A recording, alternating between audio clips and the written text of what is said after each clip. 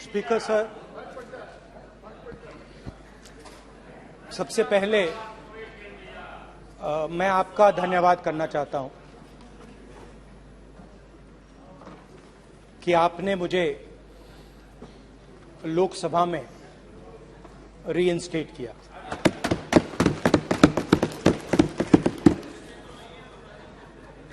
और पिछली बार जब मैं बोला तो शायद मैंने आपको थोड़ा कष्ट भी पहुंचाया, क्योंकि मैंने इतनी जोरों से अदानी जी पे फोकस किया कि जो आपके सीनियर नेता हैं शायद उनको थोड़ा कष्ट हुआ। तो वो जो उनको कष्ट हुआ,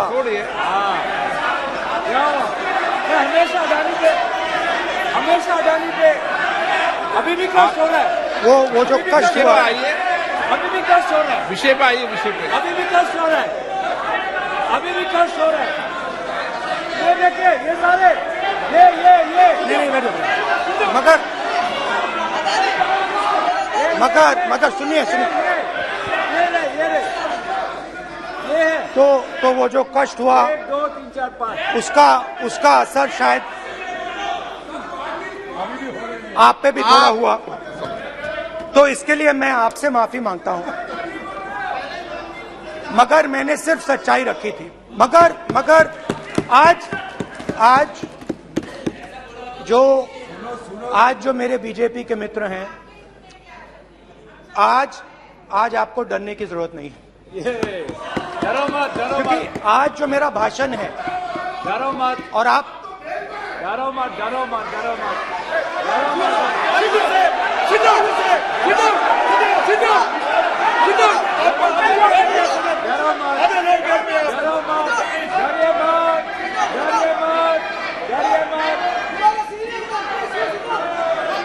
स्पीकर सर, अरे बैठे ब्रदर।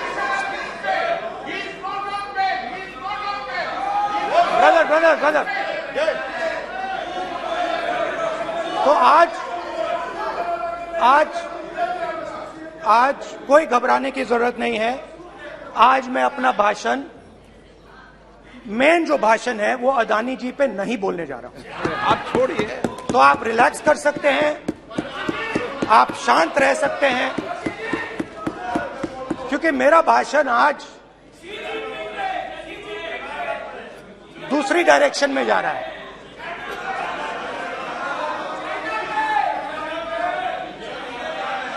रूमी ने कहा था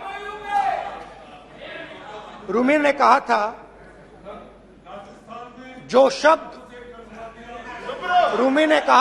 शब्द दिल से आते हैं वो शब्द दिल में जाते हैं। तो आज मैं दिमाग से नहीं बोलना चाह रहा हूं, मैं दिल से बोलना चाह रहा हूं।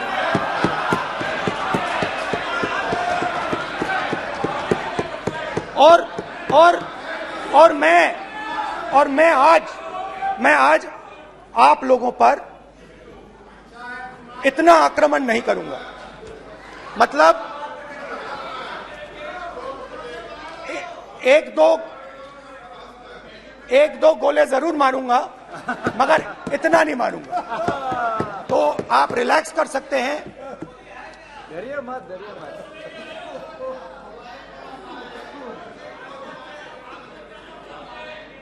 अरे रक्षा मंत्री जी, आज संभाल लेंगे आप लोग।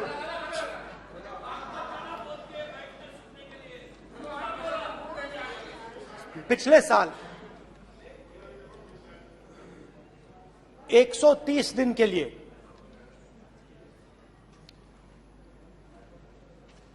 मैं भारत के एक कोने से दूसरे कोने तक गया। अकेला नहीं, बहुत सारे लोगों के साथ।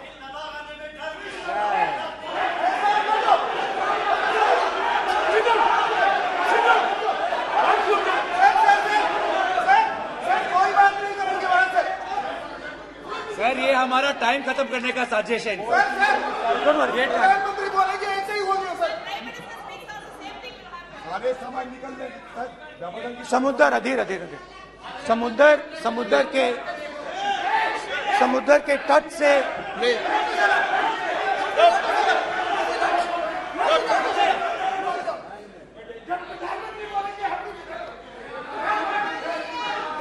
माननीय सदस्य प्लीज प्लीज ऐसे धमकाने का बात की मत बोलो यहाँ पे। यहाँ पे बोलिए, आप उधर भी हाँ बोलिए। प्लीज। मैं समुद्र के तट से कश्मीर की बर्फीली पहाड़ी तक चला। नहीं, लद्दाख को मैंने नहीं छोड़ा। यात्रा अभी खत्म नहीं हुई है,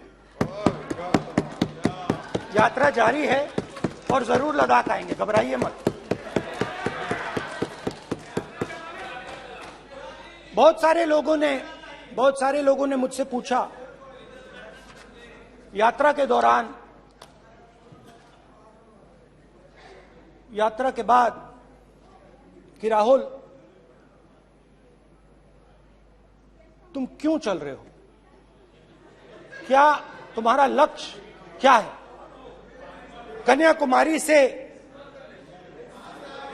कन्याकुमारी से कश्मीर तक क्यों जा रहे हो। और जब वो मुझसे पूछते थे, शुरुआत में मेरे मुंह से जवाब नहीं निकलता।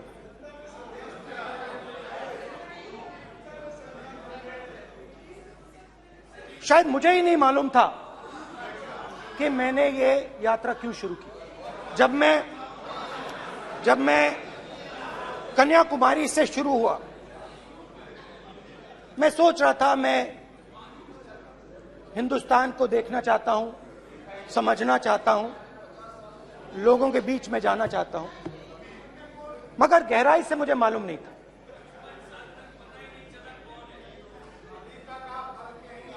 थोड़ी देर में मुझे बात समझ आने लगी।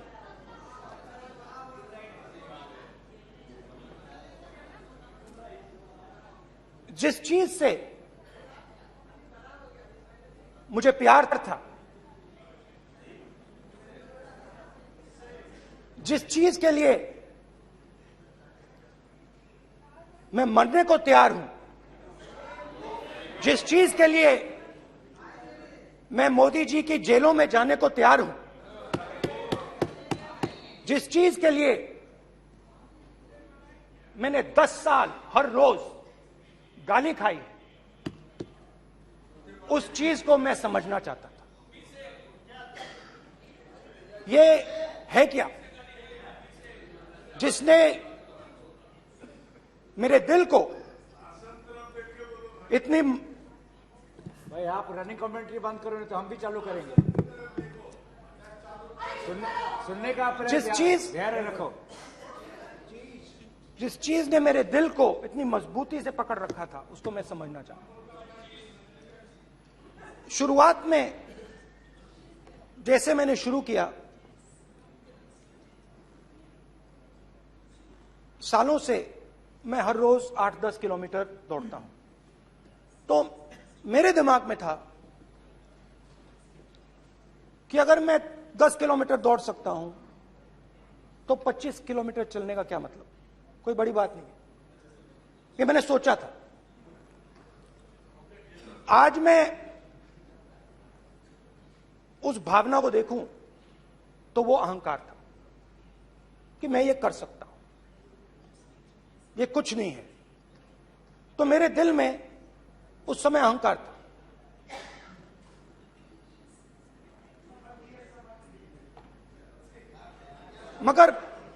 मगर भारत अहंकार को एकदम मिटा देता है, 1 सेकंड में मिटा देता है। तो हुआ क्या, 2-3 दिन में मेरे घुटने में दर्द शुरू हो गया। पुरानी इंजरी थी और जबरदस्त दर्द। हर रोज मैं उठूं और मेरे घुटने में दर्द, हर कदम में दर्द। तो पहले 2-3 दिनों में जो अहंकार था, जो मतलब भेड़िया जो निकला था, वो चींटी बन गई एकदम।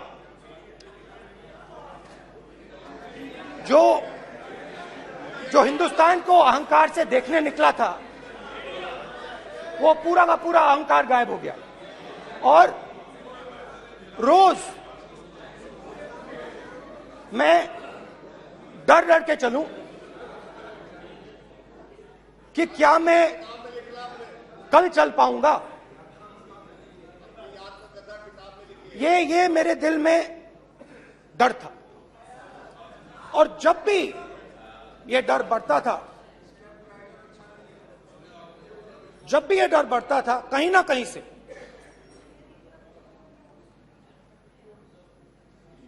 कोई ना कोई शक्ति मेरी मदद कर देती। एक दिन मैं सह नहीं पा रहा था, एक छोटी सी लड़की आती है, मुझे चिट्ठी दे देती। मैंने चिट्ठी खोली, 8 साल की थी, उसमें लिखा था, Rahul, I am walking with you, don't worry. उसने मेरे पैर में चोट देखी और उसने अपनी शक्ति मुझे दे दी। सिर्फ उसने नहीं,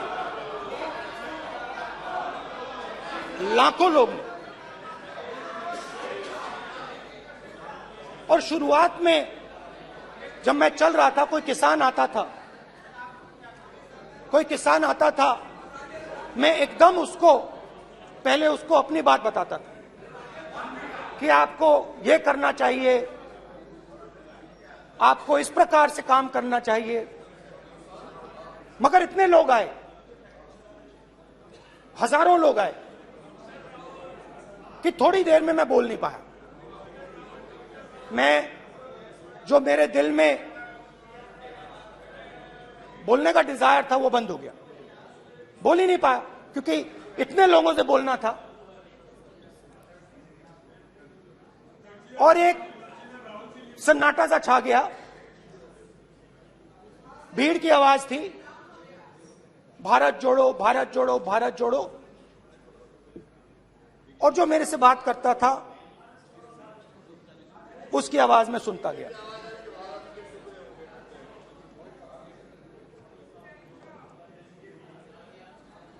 हर रोज सुबह 6 बजे से रात 7-8 बजे तक आम आदमी, गरीब, अमीर, बिजनेसमैन, किसान, मजदूर, सबकी आवाज।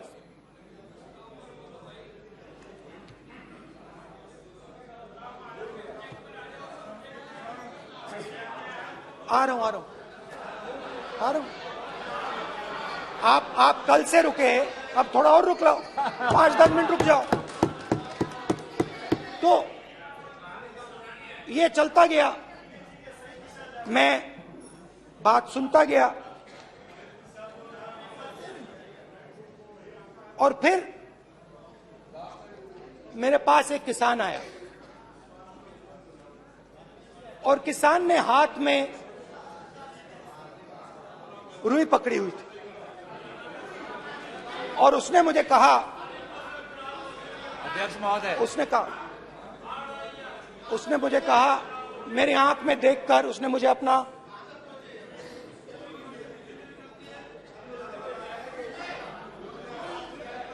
वो रुई का बंडल दिया, और उसने कहा, राहुल जी, यही बचा है मेरे खेत का, यही बचा है, और कुछ बचा नहीं है। मैंने उससे, जो मैं नॉर्मली सवाल पूछता था, भैया आपको बीमा का पैसा मिला, वो पूछा। बीमा का पैसा मिला, वो पूछा। और किसान ने मेरा हाथ पकड़ा। किसान मुझे कहता है कि नहीं राहुल जी, मुझे बीमा का पैसा नहीं मिला, हिंदुस्तान के बड़े उद्योगपतियों ने वो मुझसे छीन लिया। मगर इस बार बड़ी अजीब सी चीज हुई। जब मैंने किसान को देखा और वो मुझसे बोल रहा था, तो जो उसके दिल में दर्द था वो मेरे दिल में आया। जो उसके आंखों में शर्म थी जब वो अपनी बीवी से बात करता था, वो शर्म मेरी आंखों में आई। जब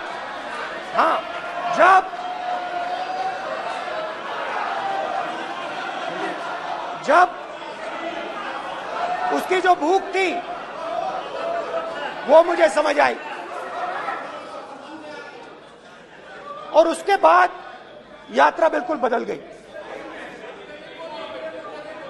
मुझे भीड़ की आवाज नहीं सुनाई देती थी, मुझे सिर्फ उस व्यक्ति की आवाज सुनाई देती थी जो मेरे साथ बात कर रहा था। उसका दर्द, उसकी चोट, उसका दुख, मेरा दुख, मेरी चोट, मेरा दर्द बन गया। समझने की कोशिश करो।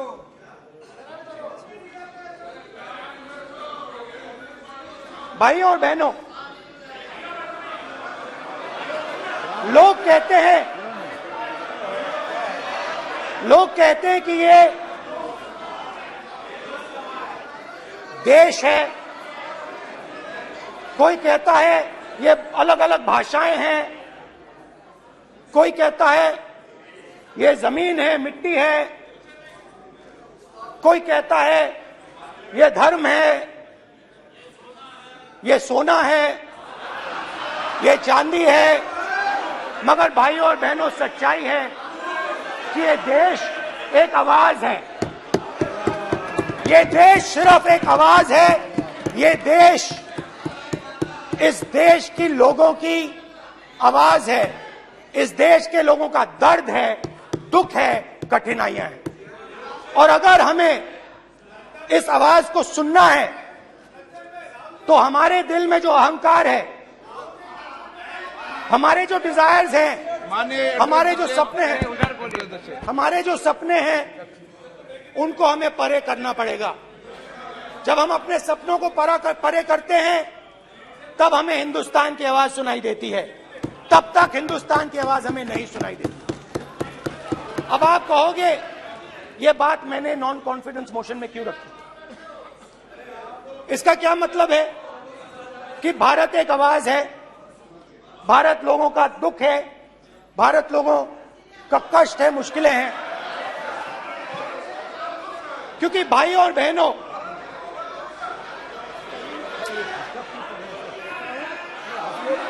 अध्यक्ष महोदय, अब पूरा सूद समेत जवाब तुमको मिलेगा। फिर पूरा सूद समेत जवाब देंगे सर। फिर आप हमें मत रोकेगा सर। अध्यक्ष महोदय, फिर आप हमें मत रोकेगा सर। आप हमें मत रोकेगा। फिर आप हमें मत रोकेगा। आप हमें मत रोकेगा। फिर आप हमको मत रोकेगा सर। हम सब देख रहे हैं, सब सुन रहे हैं, आप हमको फिर मत रोकेगा सर। तो स्पीकर सर, भारत एक आवाज है। भारत इस देश के सब लोगों की आवाज है। और अगर हम उस आवाज को सुनना चाहते हैं, हमें अहंकार को, नफरत को मिटाना पड़ेगा। स्पीकर सर, कुछ ही दिन पहले मैं मणिपुर गया। हमारे प्रधानमंत्री नहीं गए, आज तक नहीं गए, क्योंकि उनके लिए मणिपुर हिंदुस्तान नहीं है।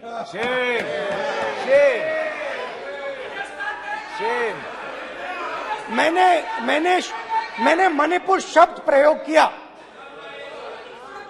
मगर आज की सच्चाई यह है कि मणिपुर नहीं बचा है। मणिपुर को आपने दो भाग में कर दिया है। मणिपुर को आपने बांट दिया है, तोड़ दिया है। मैं मणिपुर में रिलीफ कैंप्स में गया। रिलीफ कैंप में आज जा रहा हूं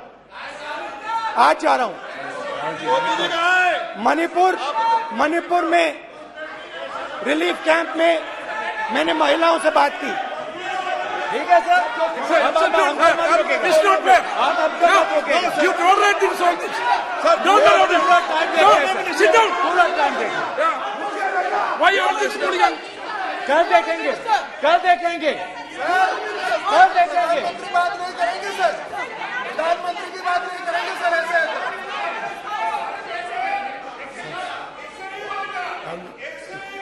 सूद समय मैं जवाब मणिपुर देगा। गया और मणिपुर के कैंप्स में मैंने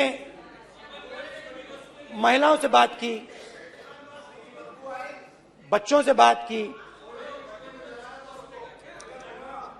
जो हमारे प्रधानमंत्री जी ने आज तक नहीं किया।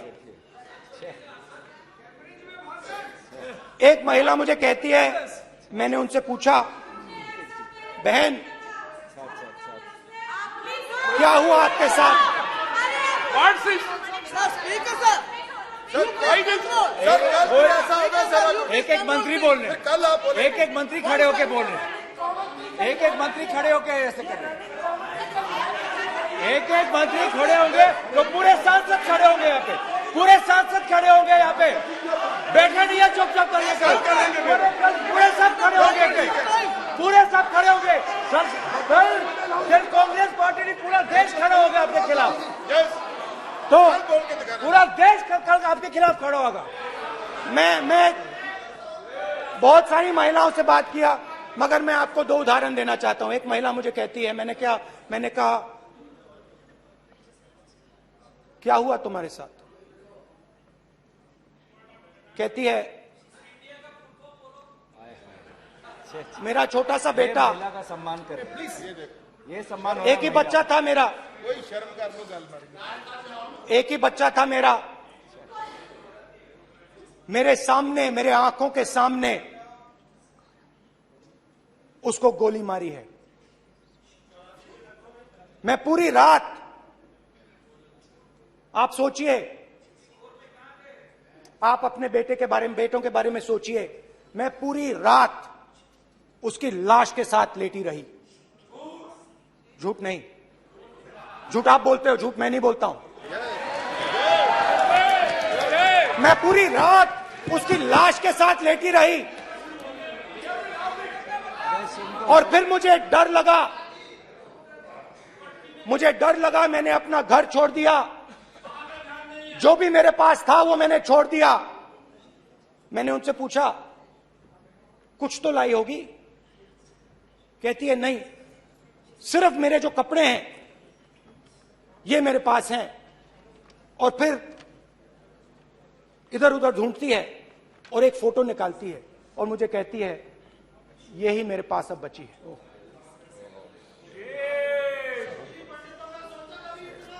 एक और उदाहरण, दूसरे कैंप में मैं, एक महिला मेरे सामने आती है, मैं उससे पूछता हूं, तुम्हारे साथ क्या हुआ? क्या हुआ तुम्हारे साथ? और जैसे ही मैंने ये सवाल पूछा,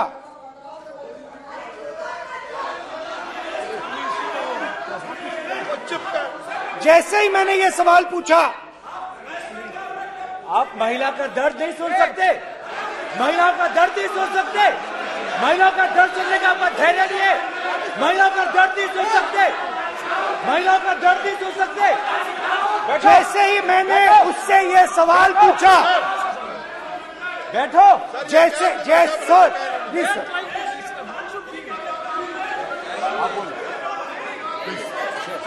शर्म करिए। जैसे ही मैंने उससे सवाल पूछा, तुम्हारे साथ क्या हुआ, शर्म नहीं है तेरे को? वैसे ही एक सेकंड में वो कांपने लगी। उसने अपने दिमाग में वो दृश्य देखा और वो बेहोश हो गई। मेरे सामने कांपती हुई बेहोश हो गई। तो ये मैंने आपको सिर्फ 2 उदाहरण दिए हैं। स्पीकर सर, इन्होंने मणिपुर में हिंदुस्तान की हत्या की है, सिर्फ मणिपुर की नहीं, हिंदुस्तान की हत्या की है। इनकी राजनीति ने मणिपुर को नहीं, हिंदुस्तान को मणिपुर में मारा है। हिंदुस्तान को कत्ल किया है, हिंदुस्तान का मर्डर किया है मणिपुर में। जैसे मैंने भाषण के शुरुआत में बोला, भारत एक आवाज है, भारत हमारी जनता की आवाज है, दिल की आवाज है। उस आवाज की हत्या आपने मणिपुर में की। इसका मतलब भारत माता की हत्या आपने मणिपुर में की।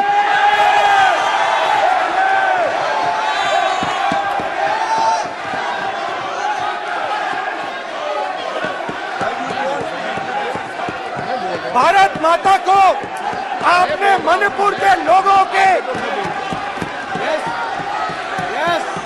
मारा, आपने मणिपुर के लोगों को मारकर भारत की हत्या की है। आप देशद्रोही हो, आप देशभक्त नहीं हो, आप देश प्रेमी नहीं हो, आप देशद्रोही हो। आपने देश की हत्या मणिपुर में की। प्लीज प्लीज एक मिनट, प्लीज प्लीज बैठिए, प्लीज प्लीज बैठिए। अब सवाल आप उठता है, बैठना चाहते नहीं बैठना चाहते, आप बैठना चाहते नहीं बैठना चाहते, इसीलिए आपके प्रधानमंत्री चाहते आप। मणिपुर में नहीं मैं जा कह रहा हूं, सकते बैठिए आप, हैं, क्योंकि उन्होंने प्लीज। देश की हत्या की है। मणिपुर में हिंदुस्तान की हत्या की है, भारत माता की हत्या की है। मणिपुर में, मणिपुर के लोगों के दिल में। प्लीज एक मिनट बैठिए आप, एक तो मिनट सवाल बैठिए। उठता है, एक मिनट बैठिए, एक मिनट। आप भी विराजे, आप भी विराजे, आप भी विराजो, आप भी विराजो। आप बैठिए सही, नहीं बैठिए रहने दो आप, चलो आप बैठिए, बैठिए आप, प्लीज बैठिए आप, प्लीज। आप बोल रहे फिर आप भारत माता के रखवाले नहीं एक हो, मिनट माननीय सर। आप भारत माता के हत्यारे हो। प्लीज माननीय सदस्य, प्लीज प्लीज माननीय सदस्य, प्लीज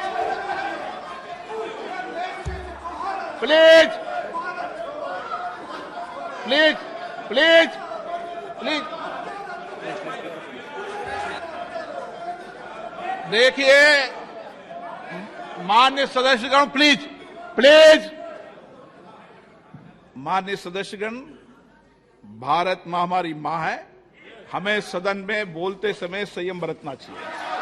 मेरा अपनी मां की हत्या की बात कर रहा हूं, मैं मणिपुर में अपनी मां की हत्या की बात कर रहा हूं, मैं आदर से बोल रहा हूं। आपने मेरी मां की हत्या की मणिपुर में। एक मेरी मां यहां बैठी है, दूसरी मां को आपने मणिपुर में मारा है।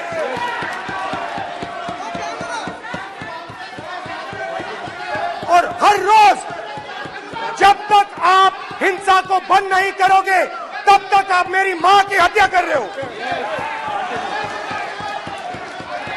हिंदुस्तान की सेना मणिपुर में एक दिन में शांति ला सकती है, हिंदुस्तान की सेना का प्रयोग नहीं कर रहे हो, क्योंकि आप हिंदुस्तान को मणिपुर में मारना चाहते हो।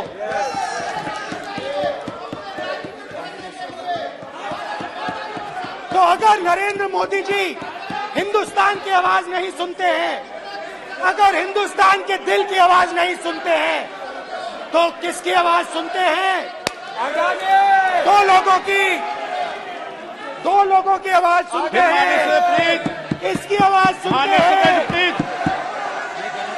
इसकी आवाज सुनते हैं, माननीय सदस्य, और इसलिए सुनते हैं। नो ये गलत तरीका माननीय सदस्य, देख लीजिए गलत तरीका है। अडानी जी के लिए मोदी जी ने क्या काम किया है, देख माननीय लीजिए। सदस्य, आप ये पहले आपको और उसको ये लेकर बाद नहीं आए, में। गलत तरीका आपका। माननीय सदस्य, आपका गलत तरीका है, आप सीनियर सदस्य हैं, आप इस तरीके का व्यवहार सदन में मत करिए। आप बात करिए, लेकिन इस तरीके से पोस्टर लाना ये उचित नहीं है किसी तरीके से। रावण दो लोगों की सुनता था। रावण दो लोगों की सुनता था, मेघनाथ और कुंभकर्ण। वैसे ही नरेंद्र मोदी दो लोगों की सुनते हैं, अमित शाह और अडानी। भाई और बहनों, लंका को हनुमान ने नहीं जलाया था, लंका को रावण के अहंकार ने जलाया था। प्लीज माननीय सदस्य, आप संयमित बोले। आप ये सदन है, आप तरीके से बोलिए माननीय राम सदस्य। ने रावण को नहीं मारा था, रावण के अहंकार ने रावण को मारा था। आप पूरे देश में केरोसिन फेंक रहे हो, पूरे देश में आप केरोसिन फेंक रहे हो। आपने मणिपुर में केरोसिन फेंकी और फिर चिंगारी लगा दी।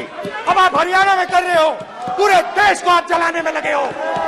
आप पूरे देश में भारत माता की हत्या कर रहे हो। धन्यवाद स्पीकर।